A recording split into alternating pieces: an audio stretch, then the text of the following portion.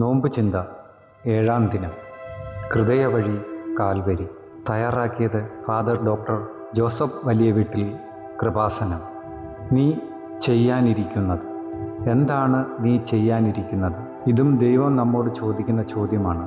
നീ ചെയ്യാനിരിക്കുന്ന കാര്യങ്ങൾ നിന്റെ തെരഞ്ഞെടുപ്പാണ്. നീ തിരഞ്ഞെടുക്കുന്നത് നല്ലതാണെങ്കിലും ചീത്തയാണെങ്കിലും അതിനെ നേരിട്ട് ഇടപെട്ട് തടയുന്നതല്ല ദൈവത്തിൻ്റെ രീതി. അതേസമയം മനസ്സാക്ഷി എന്നത് ദൈവത്തിൻ്റെ സ്വരമാണ്. എന്തു കാര്യം ചെയ്യുന്നതിന് മുമ്പും ആ മനസ്സാക്ഷിയുടെ സ്വരം ശ്രവിക്കുവാൻ നാം സമയം കണ്ടെത്തണം.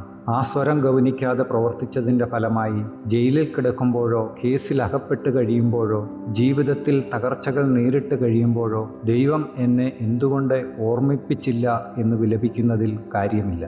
മനസ്സാക്ഷിയുടെ സ്വരം അവഗണിക്കുന്നവർ നാശത്തിലേക്ക് ചെന്ന് വീഴുന്നതാണ് പലപ്പോഴും കാണുന്നത്. തെറ്റാണെന്നറിഞ്ഞിട്ടും ഒരു കാര്യത്തിൽ നിന്ന് പിന്മാറാതെ നിൽക്കുന്നവരെ ദൈവം അവരുടെ വഴിക്ക് വിടും. അറിഞ്ഞുകൊണ്ട് തെറ്റ് ചെയ്യാൻ തയ്യാറെടുത്തിരുന്ന യൂദാസിനോടുള്ള യേശുവിൻ്റെ സമീപനം നോക്കുക. അപ്പക്കഷണം സ്വീകരിച്ചതിനെ തുടർന്ന് സാത്താൻ അവനിൽ പ്രവേശിച്ചു. യേശു അവനോട് പറഞ്ഞു, നീ ചെയ്യാനിരിക്കുന്നത് വേഗം ചെയ്യുക. യോഹന്നാൻ്റെ സുവിശേഷം 13-ാം അധ്യായം 27-ാം വാക്യം. ദൈവം കൈവിട്ടവൻ്റെ അവസ്ഥ അതാണ്. ദുരന്തങ്ങൾക്ക് കാലതാമസമുണ്ടാവില്ല.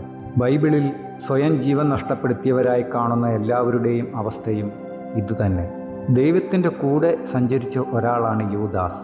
എന്നിട്ടും അയാൾ കർത്താവിനെ സ്വീകരിച്ചില്ല. അതുകൊണ്ട് കർത്താവിനെ ഒറ്റിക്കൊടുക്കുന്ന കാര്യമായാലും അവിടുന്ന് പറയുന്നത് ചെയ്യാനുള്ളത് വേഗം ചെയ്തു കൊള്ളാനാണ്. എന്താ കാര്യം?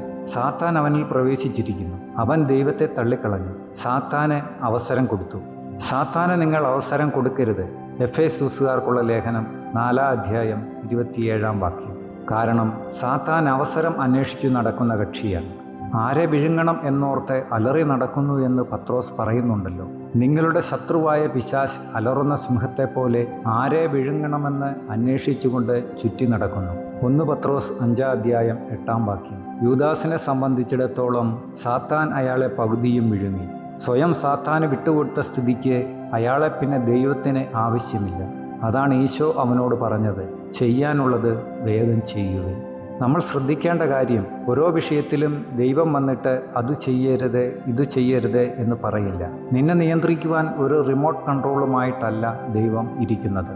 നിനക്ക് സാമാന്യ ബുദ്ധിയും ബോധവുമൊക്കെ ആയിക്കഴിഞ്ഞാൽ ചെയ്യുന്നവയുടെ കൺട്രോൾ നിന്റെ പക്കൽ തന്നെയാണ്. ചെയ്യുന്ന കാര്യങ്ങളിലെ തെറ്റും ശരിയും നിനക്കറിയാമെന്നുണ്ടെങ്കിൽ തെറ്റു ചെയ്തു കഴിഞ്ഞാൽ അതിൻ്റെ പൂർണ്ണമായ ഉത്തരവാദിത്വവും നിനക്കാണ്.